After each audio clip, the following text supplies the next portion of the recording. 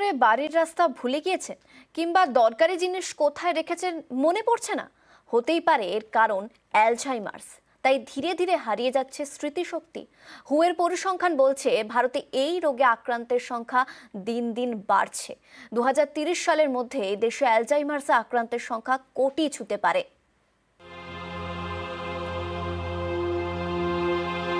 সুখের স্মৃতি মনে থাকুক, মুছে যাক খারাপ স্মৃতি। কিন্তু সব স্মৃতি যদি মুছে যায়, স্নান করা হয়েছে কিনা, লাঞ্চটা হয়েছে কিনা এটাও হয়তো মনে পড়ছে না, তাহলে কিন্তু উদ্বেগের বিষয়। কারণ এই ভুলে যাওয়ার পিছনে থাকতে পারে অ্যালঝাইমার্স। এই রোগে আক্রান্ত হলে অনেক কিছুই আর মনে পড়ে না, এমনকি নিজের ছেলে মেয়েকেও অনেকে চিনতে পারেন না, বাড়ির রাস্তাটাও ভুলে যান। বিশ্ব স্বাস্থ্য সংস্থার মতে ভারত সহ সারা বিশ্বেই অ্যালঝাইমার্সে আক্রান্তের সংখ্যা দিন দিন বাড়ছে। পরিসংখ্যান অনুযায়ী বিশ্বের প্রতি 68 সেকেন্ডে একজন অ্যালঝাইমার্সে আক্রান্ত হন। ভারতে অ্যালঝাইমার্সে আক্রান্তের সংখ্যা 50 লক্ষের বেশি। 2030 সালের মধ্যে এই সংখ্যা দ্বিগুণ হওয়ার সম্ভাবনা, অর্থাৎ কোটি ছুঁতে পারে। চিকিৎসকদের মতে মানসিক চাপের কারণেই এই রোগে আক্রান্তের সংখ্যা এভাবে বাড়ছে।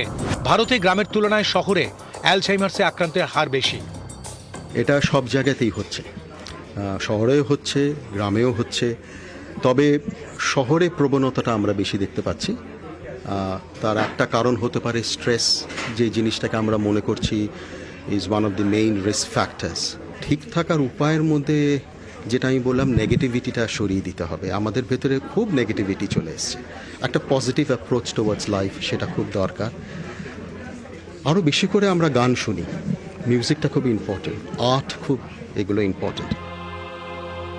অ্যালঝাইমার্স এই কঠিন রোগ অনেক আগে থেকেই উদ্বেগ বাড়িয়েছে। দেখানো হয়েছে ফিল্মেও। বলিউডের ব্ল্যাক থেকে বাংলায় বেলা শুরু।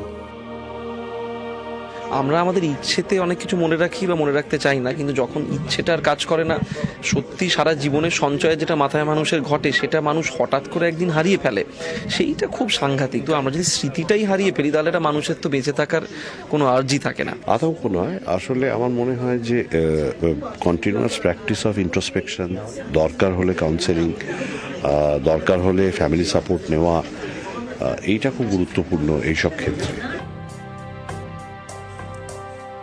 ক্যামেরায় গোপাল ওঝার সঙ্গে অভিজিৎ চন্দ, নিউজ 18 বাংলা।